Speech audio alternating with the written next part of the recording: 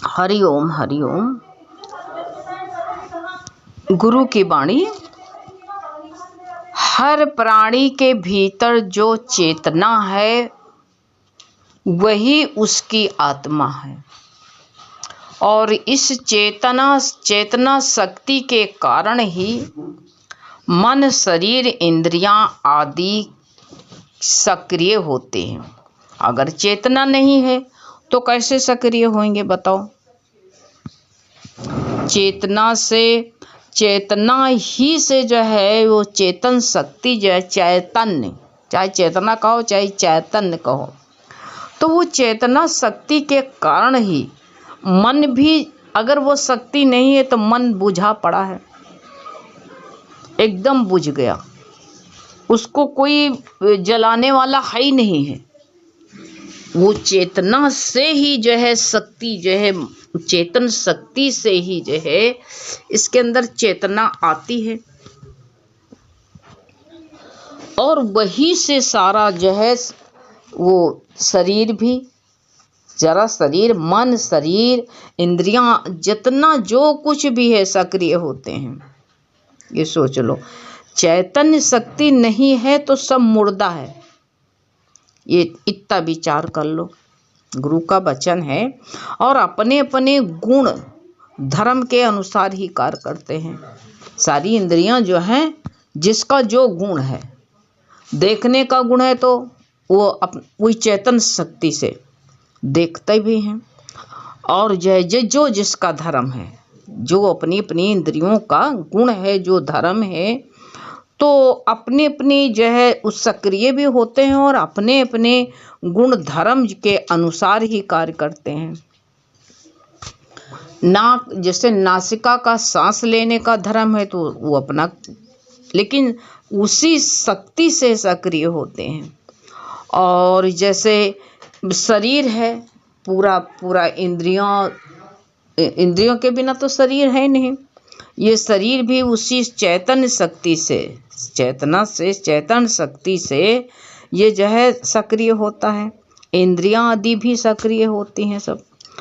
तो ये इनका अपना अपना गुण धर्म के अनुसार ही कार्य करती हैं। जिसका देखने का काम है, आँख देखती है, कान का सुनने का काम है तो सुनता है, और जो है सब नासिका, आँख, नाक, मुंह, जो भी इंद्रियां हैं, पैर, हाथ, सारी इंद्रियां सब जितनी हैं, सब उसी चैतन्य शक्ति से सारा अपना जो है उस चैतन्य शक्ति पाते हैं, तो उसी के अनुसार से सारा काम होने लगता है। और वही चेतना जो है हमारे अंदर की चेतना, चैतन्य शक्ति, वही आत्मा है, वही ब्रह्म है, वही ईश्वर है, वही परमात्मा है। कुछ भी नाम कह लो अब, लेकिन वही एक ही शक्ति के कुछ भी नाम से पुकार लो, किंतु ये आत्मा बड़ी सूक्ष्म है।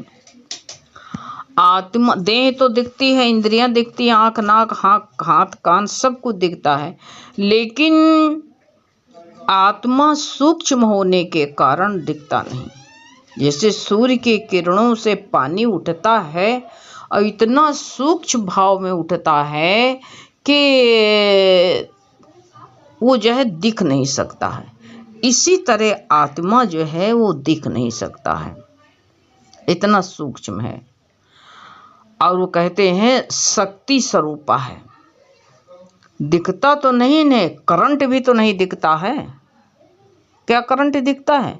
लेकिन इतनी हाई पावर की मशीन लगा दी जाती है, उसको चला देता है, हैं? पंखा आप उंगली से चलाओ, इतनी तेजी से चलेगा? कोई हीटर, माचिस खींच के हीटर बना लो, माचिस खींच के लगाओ, चलेगा?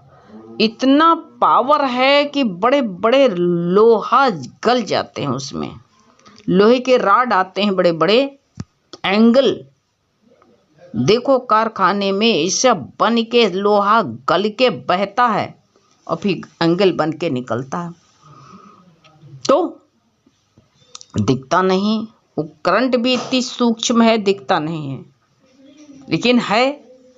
ये सारी सृष्टि को चलाने वाली वह शक्ति, वह आत्मा है, लेकिन वह आत्मा इतनी सूक्ष्म है, वह शक्ति स्वरूपा है, उसके अंदर इतनी शक्ति है कि सारा विश्व उसी से सक्रिय होता है। और इसीलिए कहा गया है कि उसका जो है प्रत्यक्ष दर्शन करना बहुत मुश्किल है, और हमको दर्शन होता भी नहीं प्रत्यक्ष उसका, कि जो हमको दर्शन हो जाए उसका, वो भी नहीं हो सकता है। अनुभव करने वाले, अब वो भक्तों की बात अलग होती है, वो भगवान की कल्पना से भगवान को साकार रूप में प्रकट कर लेते हैं। जब जब धरा पर आए हैं तो भक्तों के कारण आए, किस लिए आए हैं बताओ तुम? जब जब धरा पर आए हुए हैं तो भक्तों के कारण ही तो आए हैं, और किस लिए आए हैं? जैसा जैसा रूप उन्होंने चाहा वैसा वैसा रूप भगवान ने धारण कर लिया। कहानी है, प्रेम के बंधन में मोहन बंध गए, प्रेमियों ने जो बनाया बन गए। हर भक्त जो है जैसे प्रेम से भरपूर दिल जिसने दिया, भक्त के नस नस में मोहन बंध गए। भक्त को ये पूरा समर्पित वही भक्त तो है। नंदा नाई था, है भक्त, ऐसी भक्ति हो।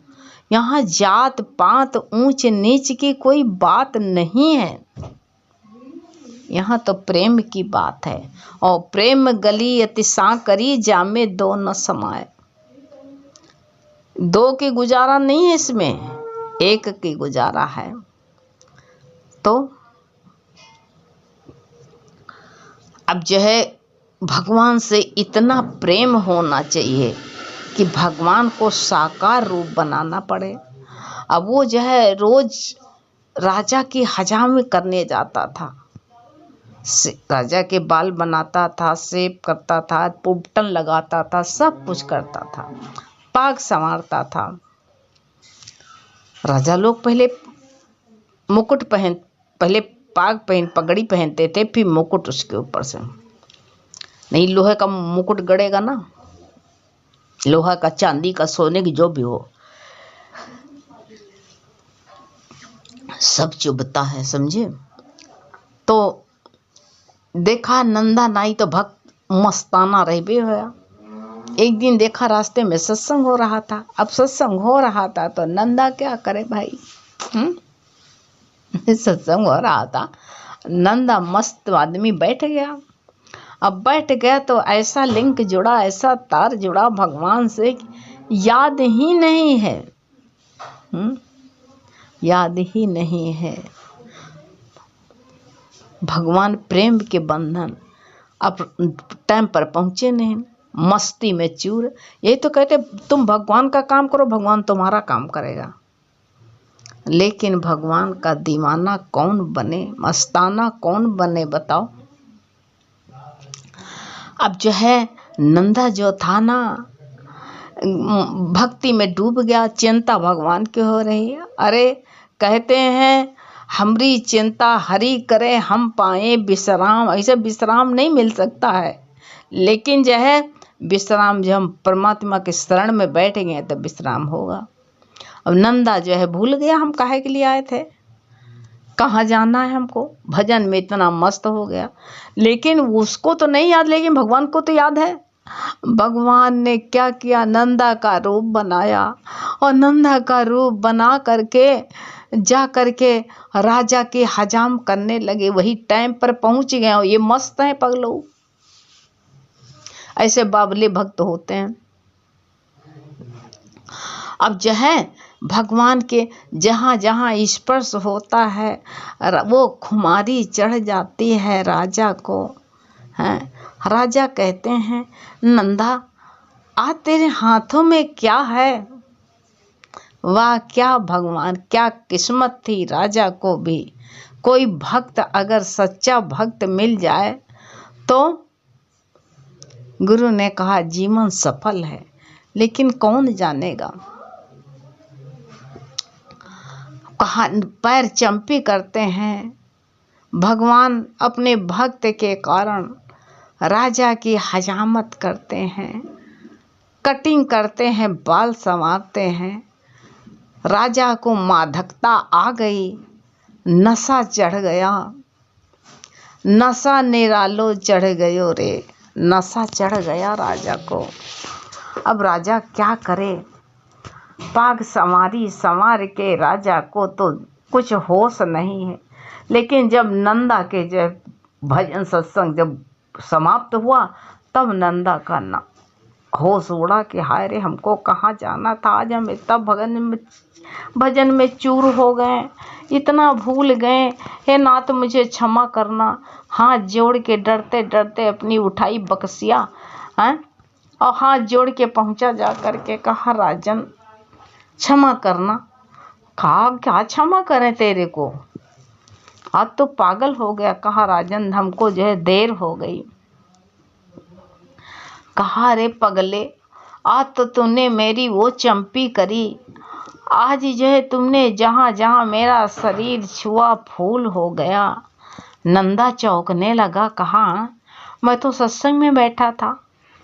सारी कथा जब राजा ने बताया कि तूने आज ऐसी मेरी चंपी करी, ऐसा मेरी हजाम करी, आज जो है मेरा इतना जो है तूने ऐसे हमारे बाल जो जो अंग छुआ, तो ऐसा लगता है कि मैं हवा में आकाशवत उड़ रहा हूँ। नंदा समझ गया कि हो न हो ये करामात मेरे प्रभु के हैं। ऐसा तो मैं तो वहाँ था। नंदा ने बक्सिया उठाई, कहा, हाय, आज मेरे कारण मेरे प्रभु जो है नाई का रूप धरें, और मैं चिंता करता रहा कितना बावला, कितना झूठा भक्त हूँ, अपने भगवान के ऊपर विश्वास नहीं करा। आज मेरे भगवान को नाई का रूप धारण करना पड़ा। आज से मैं सारी चिंता छोड़ दूंगा। ऐसे भक्तों के भाव होते हैं। तो भगवान तो दिखता नहीं है, लेकिन अपने भक्तों के कारण भगवान रूप भी बना लेता है, हैं? और भक्त के कारण दर्शन, ये कहो कि तुम्हारे सामने भाव जैसा होता वैसा भगवान को रूप बना लेता है प्रभु शक्ति। अगर जो है चित्त में वासनाएं हैं और जिसे कहते विभिन्न प्रकार की जो है अलग अलग के विचार होते हैं, तो वो विचारों के अनुसार ही तरंगे उठती हैं। जैसे जैसे जिसके विचार होते हैं, तो विचारों के अनुसार ही तरंगे उठते हैं मन में। और जो है जैसे जैसे जिसके चित्त में जो सी वासनाएं होती हैं, तो अलग अलग प्रकार के जो है तरंगे उठते हैं। और इन तरंगों के कारण आत्मा का जो है अनुभव नहीं होता है प्रत्यक्ष। प्रत्यक्ष रूप से कैसे अनुभव हो सकता है? प्रत्यक्ष रूप से तभी जो सभी को जो नहीं होता है, क्योंकि चित अंते मन अंते जियरा बसे उदास। कहाँ कहाँ चित बो रहे हैं, कहाँ कहाँ रखा है। तो इसलिए जो है कहते हैं प्रत्यक्ष जो है तभी हो, हमको कभी भी नहीं हो सकता है। और प्रत्यक्ष तभी होगा जब चित्त की जो है अलग अलग प्रकार की जो है वृत्तियां हैं, वो जो है आत्म भाव में विलीन हो जाए। तो अब आत्म भाव में विलीन होंगे नहीं, ये भी समझ जाओ। तभी इसका कैसे स्पष्ट रूप से दिखाई देगा हमको। हमारी वृत्ति तो बिखरी पड़ी है, और जिससे आत्मा का कहते हैं बिंब जो है स्पष्ट नहीं दिखाई दे रहा। प्रतिबिंब आत्मा का दिखाई नहीं देता है हमको। तभी कहते हैं योग का सिद्धांत है कि यदि इन चित्त की वृत्तियों को अगर जो हम जय वृत्तियों को निरोध नहीं करेंगे, मतलब रोकेंगे नहीं हैं, अगर रोक दिया जाए तो आत्मा का अनुभव हो सकता है। लेकिन जो है हमारी वृत्तियां, हमारी इंद्रियां कहाँ कहाँ बिखरी पड़ी हुई हैं।